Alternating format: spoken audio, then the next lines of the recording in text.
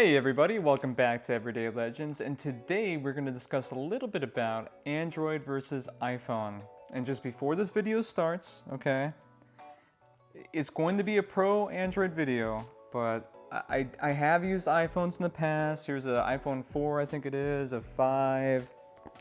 We got a 3GS, we have an iPod Touch, not an iPhone, but you know, it's Apple, and iPhone 5S, I think it is. But I'm going to make a pro iPhone video in the future because I think they're good in different ways. But personally, I prefer Android. So here we go. Let's get right into it. Number one, multitasking. Now I know this isn't important to everybody, and admittedly, iPhone does a great job when it comes to smoothly interacting between two different applications. So if you have like a notes app where you have multiple prices that you need to calculate and you open up the calculator and you kind of switch back and forth, it is smooth. iPhone is incredibly smooth, but there's no way to put it in like a split screen fashion. I enjoy opening up like Google Chrome and Apple Music. That's what's so great about Android, is that it gives you more options to do what you want to do. You want to open up the calculator app and the notes app and calculate things, you can do that. You want to open up an Excel spreadsheet and a notes app so you can take some notes from your Excel spreadsheet, you can do that as well. There's so many things you can do, but not only split screen view, but you can also open up in like a bubble view. So they call it a pop-up view.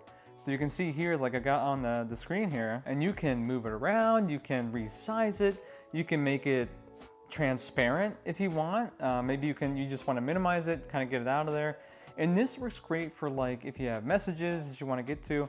And I need to address something. I understand that the new iPhones, I don't have one, but my wife does. The new iPhone 15s, they have that, dynamic island, I think it's called. And they do address certain things with multitasking. Like they've made that thing incredibly intelligent for things like timers and messages. And there's other things that developers have used to make it almost like a multitasking effort. But in my opinion, it's not true multitasking. Is it a step toward that direction? 100%. Like Apple's Apple. They do things well and they do it cleanly. But is it as good as Android?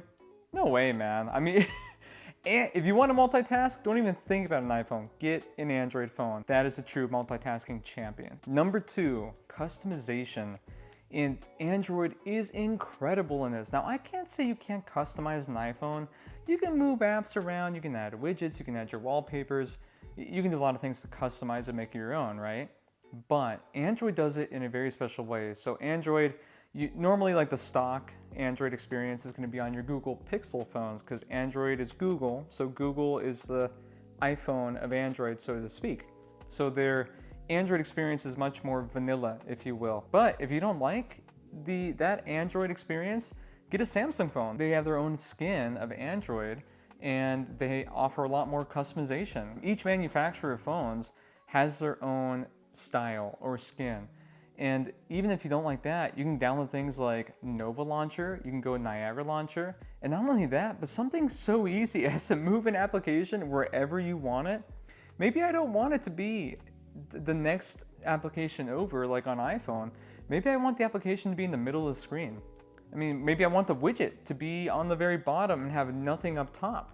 Why can't you do that on iPhone? Tim Apple, come on. If I want to move my app anywhere I want it and make it there, let me do it. I don't think this is anything that's difficult. I don't think it'll ruin the iPhone experience. Android is the champion with customization. You can do just about anything. Customize the icons, have blank space, have nothing on your screen. You can do whatever you want with Android. And for whatever reason, iPhone has remained relatively the same since it came out. Number three, the app drawer and the app library. I will never understand who came up with this. Who came up with this app library that Apple has? Admittedly, I have used it before where I just kind of swipe to the right, I get to that page, and I'm like, oh, that's the game I want. Instead of swiping down and searching for it, it's right there. But look at this thing. Who decided this was a good idea? It's not. It looks horrible. It's an eyesore. I don't think it's useful whatsoever. Why would you use this instead of just doing the swipe down to search feature? Now look at Android. You see Android, You can do so many things to customize it, but the basic standard process is that if you swipe up from the bottom, you have your app drawer. Now, certain launchers will let you, group those app drawers into different folders, so you can create your own iPhone-style app library if you want. How easy is it just to swipe from the bottom and then go down to the app that you want to open? Or you can also do, with many launchers, you can set up the shortcut to just swipe and then you can search, or you can search on the Google bar, like if you have like stock Pixel launcher. Normally they have look, here's my phone. This is not a Pixel, but this is a Samsung, so if it'll focus on there. So normally we have like a search bar right here. So if you search on that bar, you can search for the app that you want and you can open it. So who came up with that app library? I got no idea, but Apple, if you could choose one thing to get rid of, because people probably don't use it, that would probably be it. If you use the app library, please comment down below and tell me why, because I don't get it. Number 4, the access to your notifications, your quick settings, your quick toggles, all that stuff, like your Wi-Fi, your Bluetooth, everything. Why on earth did someone think it was a good idea? If you swipe from the right, you get these settings. If you swipe from the left, you get your notifications. Am I the only one? Like, I get it's simple, right, left, but am I the only one that finds that extremely frustrating? When I have to use my iPhone, I'm recording right now an iPhone 13 Pro Max.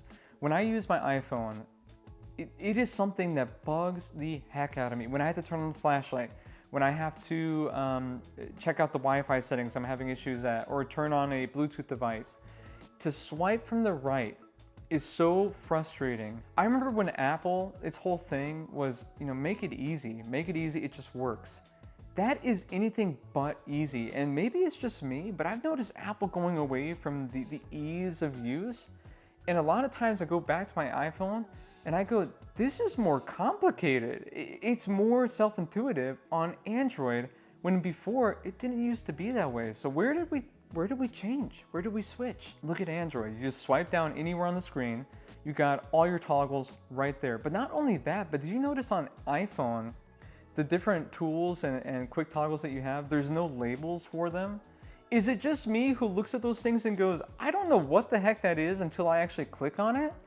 On Android, they actually have the labels at the bottom. Not only that, but I can edit them, so I can move them around. Maybe I don't want the flashlight on the left. Maybe I want it in the middle. Maybe there's other things that I want to add to those quick toggles that are important to me specifically. How do you want to see it on your screen for it to be the most efficient way for you to use your phone? Redesign the whole thing, make it one simple swipe, and redesign the UI of it to make it more self-intuitive, because it doesn't make sense. So number 5, the widgets. So iPhone has come a long way. The widgets they have on iOS are actually very good. They look very well polished. They take something from Android and they actually make it better in a lot of ways. My phone, so this thing is my life. It has all of my appointments, all my notes, all the things I'm thinking about.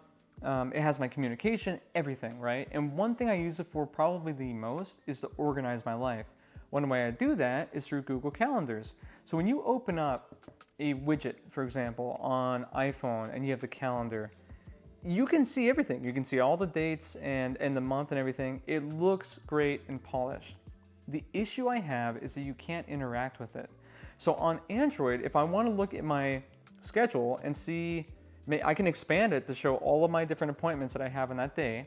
I can do that. If I want to say, somebody comes up to me and says, hey Sean, are you free in June? We need to do this thing on Friday, this date. Okay, I can go to my widget, I can hit the arrow button, go to June, see what I have going on in June, and then tap on the specific day that I need to schedule something on, and I can put it on that way. For Apple, you actually have to go into the app to get that done. Is that a big dilemma? For a lot of people, probably not, but for me personally, me being able to interact with my calendar, to plan my life accordingly, is vital to how I use my phone. Number 6, the ability to have a split work profile and personal profile on your phone. So when I use my phone, again, my phone is a tool. I use it for personal life, but I also use it for my job. So I have applications in here like my email, my Teams messages that are all going to my phone. But I mean, if I'm using Teams and email and everything as a personal device as well, I want that split. So what Android does, which is just incredible, when you go into your app drawer, for example, you have your applications here that you would normally use, but if you swipe over, you have your work applications. So I don't need to mix up and complicate life. If I need to go into my email, I go into my email over here. If I need to go to my work email, you just swipe over and you have all your work applications right there. Why does an iPhone do this? And the final thing, and what makes this thing so frustrating is this would be so easy to fix. And that's just a simple way to go back however I want to. So with Apple, there are certain applications and things that you can do where you can just swipe left to go back. Also, you kind of have to search around sometimes, but normally at the top left, there's a little back button that you can kind of hit, right? With Android, it's so easy. Like I'm left-handed, so when I go back, yeah, I use left all the time. But sometimes I hold the phone in my right hand.